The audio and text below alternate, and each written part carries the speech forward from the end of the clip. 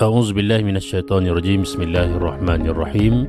Assalamualaikum warahmatullahi wabarakatuh. Bertemu lagi dalam Yunar Channel bagi membincangkan dan memahami mengulang kaji tajuk jenayah dalam Islam, bidang fiqh bahagian penilaian, buku teks peringkat Islam tingkatan 5 muka surat 162. Secara keseluruhan untuk soalan-soalan dalam tajuk ini terdapat 6 soalan yang dimulai dengan soalan apakah maksud, kemudian dalil, hukum melaksanakan hukuman jenayah dalam Islam, kemudian jelaskan hukuman jenayah dalam Islam bagi kesalahan berikut, 2 hikmah hukuman jenayah dalam Islam, dan terakhir soalan kebat. Untuk makluman semua, soalan berkaitan dengan dalil untuk setakat ini tiada dalam soalan SPM. Cuma kita akan buat dan kita akan jawab.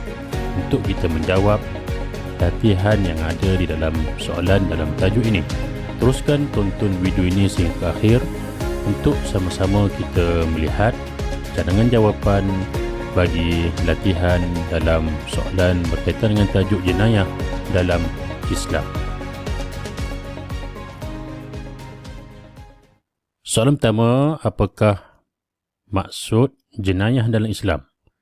Yang ini kita perlu rujuk pada buku teks peringkat Islam tingkatan 5. Kesalahan-kesalahan, apa maksud dia jenayah Islam? Kesalahan-kesalahan yang dinyatakan hukumannya dalam Al-Quran, As-Sunnah dan sebahagiannya daripada mahkamah.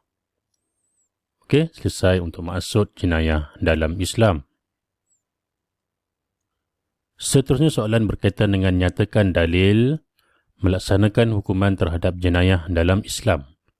Firman Allah SWT dalam surah Al-Baqarah ayat 178 yang bermaksud, wahai orang-orang yang beriman, diwajibkan kamu menjalankan hukuman qisas, iaitu balasan yang seimbang, dalam perkara orang-orang yang mati dibunuh, iaitu orang merdeka dengan orang merdeka, dan hamba dengan hamba, dan perempuan dengan perempuan.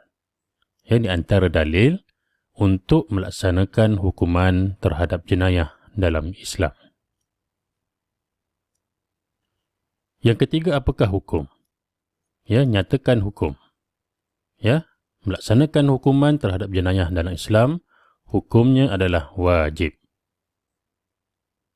Seterusnya soalan yang keempat, jelaskan hukuman jenayah dalam Islam bagi kesalahan berikut. Yang pertama, mencuri. Jadi mencuri hukumannya adalah potong tangan. Dan juga yang kedua, memulangkan barang yang dicuri. Selesai untuk mencuri. Yang kedua untuk kesalahan membunuh.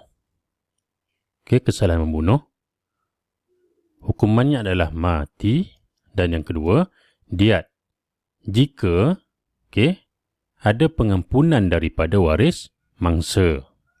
Selesai untuk hukuman bagi jenayah membunuh. Bagi kesalahan jenayah yang ketiga, iaitu minum arak, hukumannya adalah sebatan sebanyak 40 kali. Selesai untuk soalan yang keempat. Seterusnya soalan yang kelima, terangkan peleburi isi dan huraian. 2. Hikmah. Hikmah adalah kebaikan, kelebihan hukuman jenayah dalam Islam.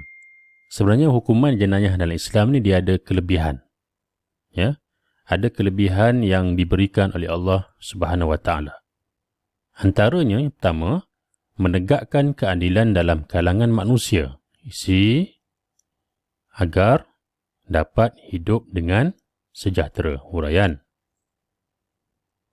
Yang kedua, mendidik dan menghukum bagi sebarang kesalahan dan maksiat yang dilakukan, isi supaya mendapat keampunan daripada Allah Subhanahu Wa Taala. Yang pertama, menegakkan keadilan. Yang kedua, mendidik dan menghukum.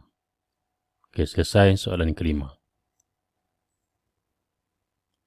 Soalan yang keenam, Soalan kebat perlu diisi huraian, hurai lengkap dan kesimpulan.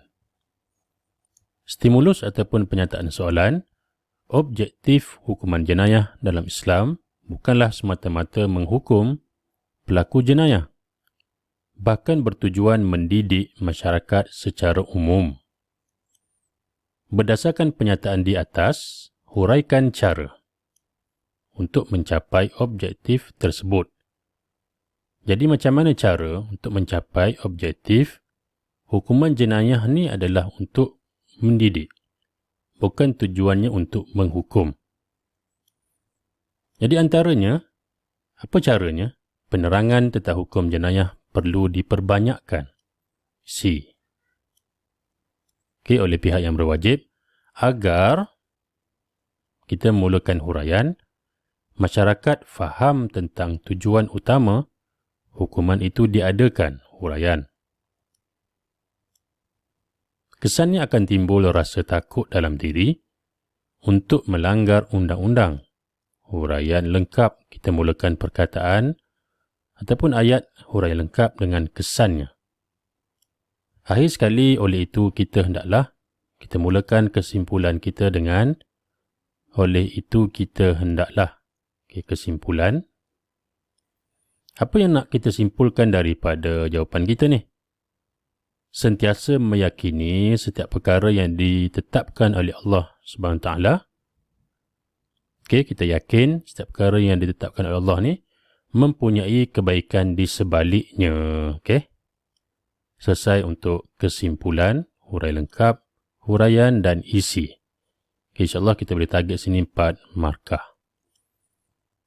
Baik, belajar sekalian, selesai soalan ke-6 dan soalan terakhir untuk tajuk jenayah dalam Islam.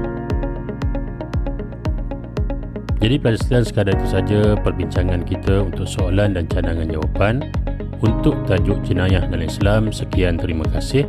Semoga berjaya dalam SPM nanti. Terima kasih. Subscribe Yunar Channel. Wabillahi taufiq wal hidayah. Assalamualaikum warahmatullahi wabarakatuh.